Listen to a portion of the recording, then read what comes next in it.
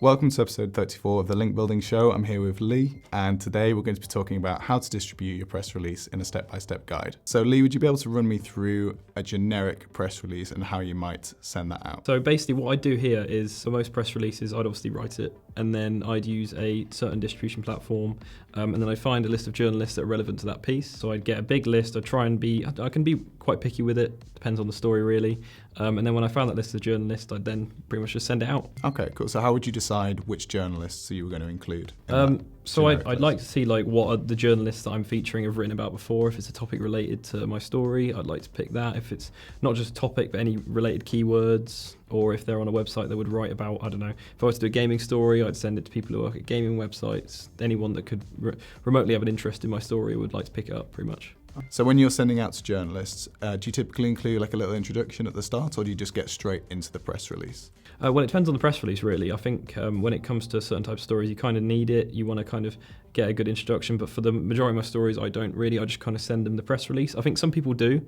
It makes the journalists feel more appreciated, I think, in that way. So some journalists don't really mind as well. So it's really just who you're sending to. It depends. Yeah. So yeah, sometimes it's nice to see like an email in your inbox that is addressed to you, or something that is introduced in the press release is also helpful.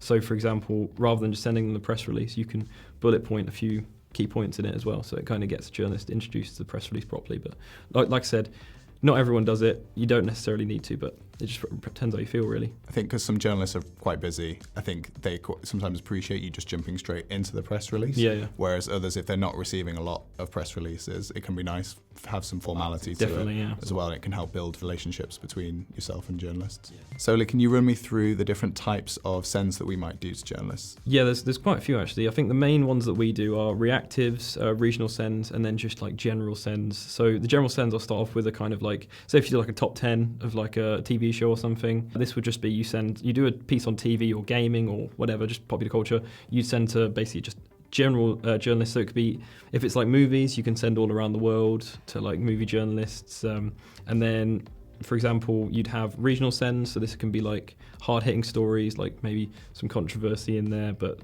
for the most part you'd want to do like regional sends for this. So if you wanted like cost of living, you would be like areas with cost of living, and then or areas with higher cost of living, and then you'd want to basically send to regional journalists that feature in the top 10 or bottom 10 of your data. And then for reactives, they've got to be like kind of quick, they've got to be snappy, they've got to be just not really much to them, but data that is very meaningful to journalists. So there's pretty much different ways you can send. Like I said, reactives, you get them out quickly. The general sends might take a bit longer, and the hard-hitting stories might also take a bit longer, but just really depends on what you want to do for your story really, or client. So with a press release, how many times would you want to send it per week, roughly?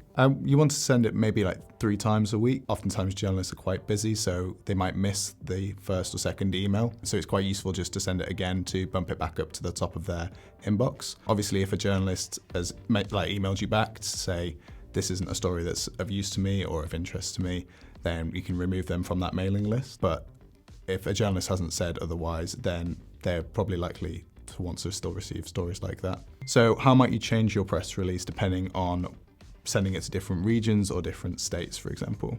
Yeah, it really depends. So you can either like city, states, or UK regions, for example. So what you'd want to do, what I do personally, is I change the subject. So I have the place name or state name or whatever in the title. It gets clicks from journalists that work in that state or city. They want to click on it, they see that their area has come up and maybe top 10 or bottom 10 of a list. They really appreciate seeing those stories, kind of thing. It makes them feel more involved. And I think what you'd want to do here, what I personally do, is I change the press release around a little bit. So for example, if an estate was featured like top 6 out of like a top 10 list, they won't come up at the top usually, but what you do, you kind of want to make it so they come up first. They kind of see the bit that they're interested in. They see the bit where they're, like say that where their state came, they want to see about their state. So you want to like kind of rearrange the order of the press release a bit to appeal to different journalists, location-wise really.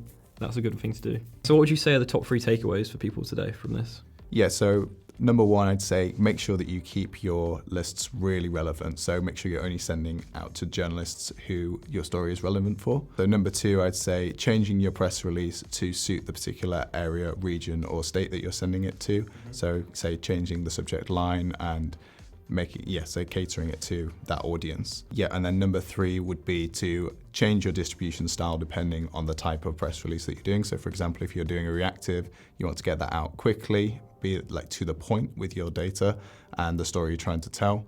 And then if it's a top 10, making sure that you spend the time to get those regional areas and make sure you get the journalists from every region in the top 10 or the bottom 10, and take your time with sending it out and make sure it's specific. Thanks for watching this episode of The Link Building Show. We'll see you in the next episode.